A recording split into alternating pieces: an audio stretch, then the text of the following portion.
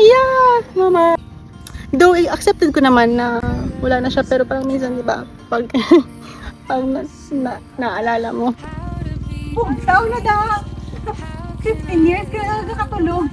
Mama! Mabugto na da, ma. Kasi kumatos ka da. In fairness, ma, na-miss kita, ma. Oh, nami-miss kita, ma, promise. Oh, umiyak na kami. Oh, bigla na naman ako naiyak, mama. Anyway, happy na si mama dun sa heaven.